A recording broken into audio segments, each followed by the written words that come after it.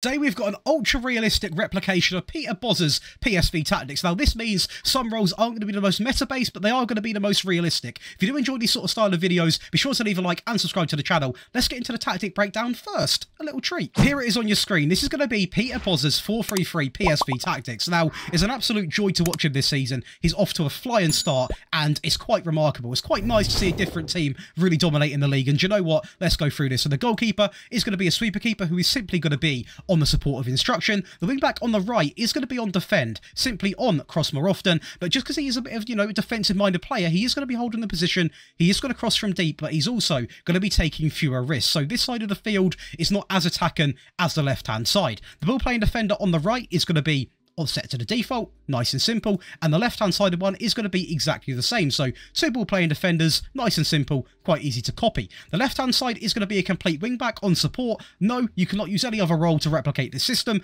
On support, on dribble more and run wide with the ball, and naturally he's also going to get further forwards, roam from position, and also stay wider. So 5 instructions in total. Now going over to the midfield, this is where it got a little bit baffling.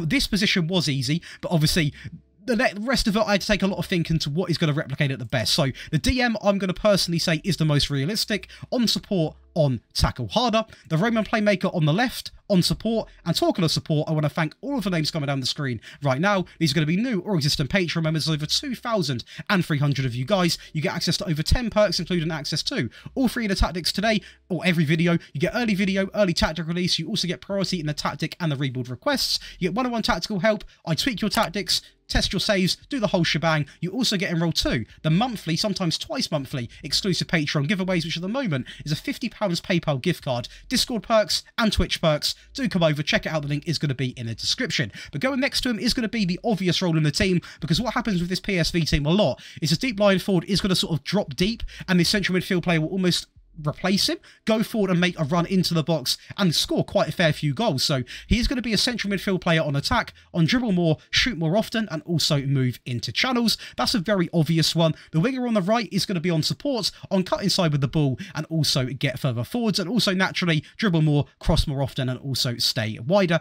And the left hand side is really perfect because he's going to be the inside forward, meaning this complete wing back can make really good overlap and runs and get stuck into the game. And he's going to have 5 default instructions, so he doesn't need anything else. And lastly, the deep line forward with 1 additional instruction, obviously an attacking one, on shoot less often, because he does score goals. He scored a fair few goals, as you're going to see in the results later, but he's not purely an all-and-out striker. So we've got to keep it simple, got to keep it basic. And team instructions, all based off the custom gegenpress attacking mentality. So gegenpress attacking, I will say it twice, because sometimes I'm not clear in the first time. We're going to pass the ball into the space, a very key instruction into this system. We're also going to play it out from the back. That's fairly common sense as well. Directness is going to be set to standard. Now, do not let this put you off. It's not going to be long ball. It's just going to be a mixture of short passing, but when you need to do so, you are obviously going to play it slightly more direct. We're going to go with a tempo set to slightly higher, so not also too aggressive on your players, and we are also going to set it to mixed crosses in the final third. In transition, there's going to be 4 things to talk about. The first thing is going to be the counter press. Of course, we are going to counter attack. We love that in this team. We're going to play it to the centre backs. We've got 2 ball playing defenders. It makes sense to do so, and no real preference between rolling it and taking short goal kicks, but for me, I opted with short kicks. Lastly, and again, quite an obvious sort of tab in my opinion, the high pressure line of engagement. The line is going to be set to higher, not much higher,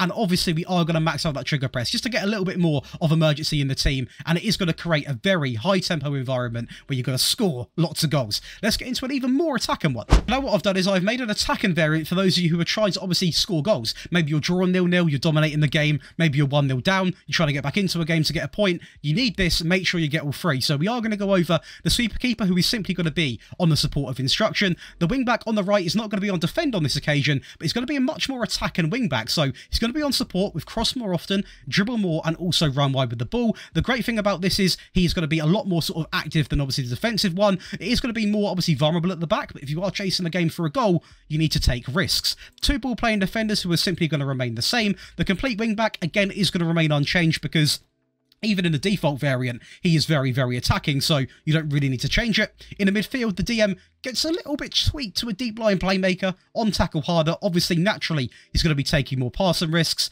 And I just want this player to roam about between these sort of areas here and ping balls about. And that's exactly why he's gone from a DM to a DLP. The box-to-box comes in, obviously, instead of the Roman playmaker, who is going to be on dribble more and also get further forwards. And lastly, it is going to be the central midfield player on attack, on dribble more, shoot more often, and move into channels. So this midfield three is very, very different now. So we've got a player who is still quite defensive, but going to be playing the long balls. We've got obviously a player here whose role is to literally get further forwards, but also he's going to come back and defend. And we can't really change this one because it will change the complete style of the team. So that one remains the same. The winger on the right is now going to be on attack, on cut inside with the ball. The great thing about this is when he is on the ball, obviously he's going to cut inside, meaning this wing back can still make really good overlap and runs and they won't collide on the right-hand side. The inside forward on the left is also going to be exactly the same. On attack, same thing goes on this side of the field. He can also overlap and cause a ton of issues. And lastly, the deep line forward, who simply cannot be changed. Probably to be expected, but it is still going to be the same tactical style on the attacking mentality, and we are going to tweak it a little bit, so it is going to be pass into space. We're going to overlap left and overlap right on this occasion to really get them wing backs involved, or complete wing backs as well. We're going to play out from the back still because that is the DNA of the team. The tempo is going to be up to slightly higher, a bit of urgency in the team, and talking about urgency, we're going to be more expressive, and we are also going to make the effort to run at that back line and cause them all sorts of issues. Transition a little bit more to talk about this time. We are going to counter press. We're also going to counter attack on this occasion. We're going to distribute quickly, play to anyone across that back line while taking short goal kicks. And lastly, out of possession, we are going to go with that high press and line of engagement. The standard line, no. Much higher, no.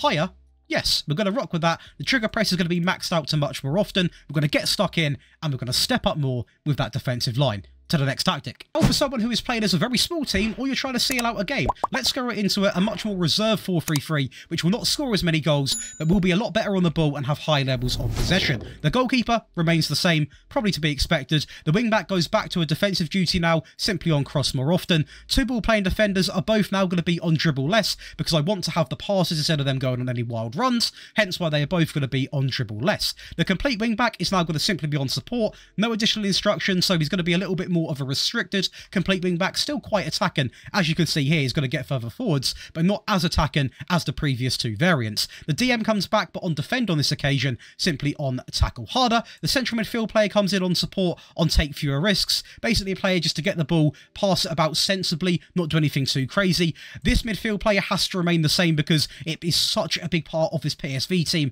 I didn't want to change it. The winger on the right is going to be on support, on cut inside with the ball. The inside forward on the left is now going to be on support, not on attack. On support, on sit narrower, alongside of these wonderful set of preset instructions. And a deep line forward is going to be also on support, on shoot less often. So it's going to play the exact same way as in this player is going to come back, and then the central midfield player is almost going to replace him and make runs in behind. But the whole team is a little bit more reserved and defensively minded. Team instructions, again, off the gegenpress tactical style on the positive mentality in possession. This remains exactly the same. We're still going to pass the ball into the space. We're going to play out from the back, but this is where things get a little bit different. So, as I said, it's going to be more possession-based, so we are going to go with much shorter. The tempo is still going to be set to slightly higher, so it's not going to be a stagnant tactic, so don't worry about not having anything going for you in the game. You're still going to take the game to them, but in a bit more of a reserved tiki-taka sort of way, where you're going to hold on to the ball in bigger spells of possession. So, we're going to dribble less, and also we are going to be more disciplined, and we're going to keep it on mixed crosses because it works. Transition, we're going to go with counter press. Optional this is. I will leave it in the video.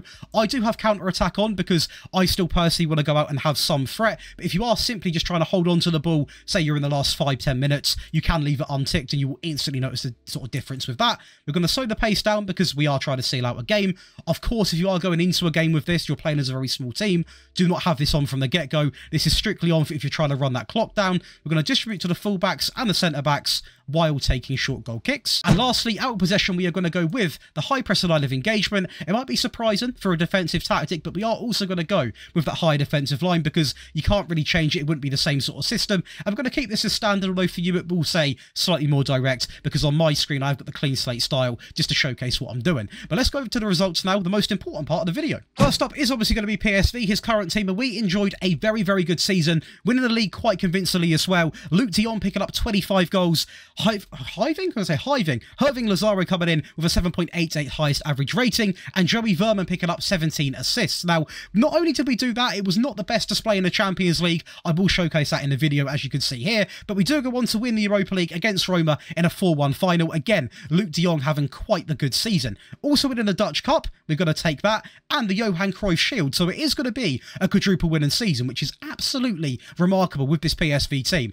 Now, it's not the Champions League, I know, but we still have a European European trophy, so we can't really complain. In my eyes, it's a perfect season. That-wise, we are going to feature in a lot of them. It is going to be the most points per game, the most goals at 122, the most shots at over 680, the fewest shots against at 176. Possession-wise, we're going to be up there, of course, with 59% of the ball. Dribbles being made over 610, the fewest conceded, and the most clean sheets. It's quite worrying we're doing this well, and we've not even got the most meta roles. Hub-wise, over 3.5 goals in this division. Absolutely incredible. 3.59 to be exact. 0.59 conceded, meaning we are literally scoring 3 more goals to what we are going to be conceding every single game. Over 20 shots every single game, an 88% pass completion, and that tackle win ratio, very, very impressive. One real game we want to watch from this save, and that is going to be that cup final, the Europa League final against Roma. We get off to an absolute bang and start, by the way. A great ball and a great finish, and we just carry that momentum on. This Roma team crumbling. Great sort of play from de Jong there. Real showcase on what he can do. If we actually go back, we are going to go back and rewatch these because I just want to showcase this a bit more in detail. So the first goal was semi-okay. It was, you know, not the best of the best. Doesn't really showcase what this tactic is fully capable of, but we're going to break this down here. So look how deep de Jong's actually sitting. Keep an eye on him. He's almost in midfield, and look at this. He picks up the ball here. It's going to be a great run. He holds the ball, holds it, plays it through, goes through, and gets the goal. Now, that is exactly it's just how this system works. It's absolutely incredible and very unique. I will say that. Teze out on the right-hand side, playing it back into Lozano, and it's sweet football. It really is great football. 3-0 up at this point. Are we going to get the fourth and go 4-0 up? It looks that way. Dest through into Bakayoko, 1-on-1, and an even better finish, meaning they do get a goal, which was pretty irrelevant, to be honest with you, in the 71st minute. It's a decent goal. Lukaku goes through. He's going to cut it back in the middle. Decent goal, not to worry. As you can see in the season, Luke de Jong had a very, very good time. 42 goals to be exact. 27 from Verman. Lozano with 25, 23 from Bakayoko. 21 as well coming in from the star man. 10 coming in for Jurdy, and Lang also contributing with 10 there. Assist-wise, very good. We're going to have 1, 2, 3, 4, 5, 6, 7. 7 players contributing with 10 plus assists. You know how much I love it when the whole team gets involved. That is absolutely incredible. Next is going to be Borussia Dortmund, obviously previously known for this as well. This is going to be a very, very good season. 34 games played, 27 games won, 3 drawn and only 4 lost. A very, very good season in the league, and also we win the Pokal, so it is going to be winning the double. The Champions League, I'm a little bit gutted about because I think we can get over Sevilla, but unfortunately it didn't happen. Haller enjoying one hell of a season, 23 goals and picking up there for the highest average rating. Well, it's going to be Julian Brandt picking up 13 assists. Makoko had quite the good Pokal, so we can't complain about that. So in my eyes, despite the Champions League, still a successful season. Stat-wise, we are going to feature in 6, being the most points per game at 2.47, the most goals at 89, the most shots at over 600, the fewest shots against at 203. Possession-wise, we are semi up there with 57% of the ball. Defensively, though, we're absolutely remarkable, as you can see. Otherwise, we're a little less goals per game, 2.62 to be exact, 0.56 conceded, over 17, edging towards 18 shots every single match, an 88% pass completion, and a tackle win ratio 0.8 shy of 77. The biggest final, but still a final. Obviously a 2-0 win over Leipzig in that Pokal. Haller obviously gets off to a flying start with a penalty, and it's a little bit of late game drama to finish it off, seal the tie. Emre Can on the volley. What a bagger. Lastly, 9th place predicted Lyon. Now, I wanted to see, can I really take this challenge to them? To PSG, that is, of course. And we didn't win the league, but we were tied with Monaco on 2nd place. So in my eyes, it's a very good season, considering I signed 0 players in these tactic tests. Obviously, PSG also had to be a bit of a burden, knocking us out in the semi-finals of the French Cup. But in my opinion, first season in the French League with Lyon, with 0 signings, it's absolutely incredible. Tied with 2nd place. Yes, we would have still been a few points off, obviously, PSG at the top, but we've got to take it. There isn't really too much to show you in the league stats, to be honest. We had 56% of possession, for any of you guys that are wondering. On this occasion, just shy of 2 goals a game at 1.94, 0.88 conceded, bang on 16 shots every single game, over a 77% tackle win ratio, edging towards 78, and a pass completion of 88.69. In my opinion, with the weakest team in the video, still got some very good results. Honestly, we did not beat PSG in the season. What we did do is beat one of the good teams, which is going to be Lille. Very similar to our sort of prediction in terms of where they're going to finish, their sort of squad sort of quality, I'd say. And we come out and absolutely stormed them. 5-0 win away from home. Maitland-Niles into Shirky, into Tolisso. Very fast play. Very good build-up there. And to be honest, they offered absolutely nothing against us right now. Tagliafico goes down the left-hand side. A ball in into Balde, who puts it into the top right-hand corner. Nothing the keeper could do right there. And then the rest of the action happens fairly late into the game, to be honest. 80 minutes being played. Just a great bit of intercepting. MTT messing up again at the back. Had an absolute stinker this game. And one more goal comes in here. Paul comes in to Le Pennant out wide on the right-hand side. He's going to cut it in. He is a great finish, a dominant win. If you guys have enjoyed today's video, be sure to leave a like, subscribe to the channel. We are pushing 420k subs, but more importantly, enjoy the rest of your day.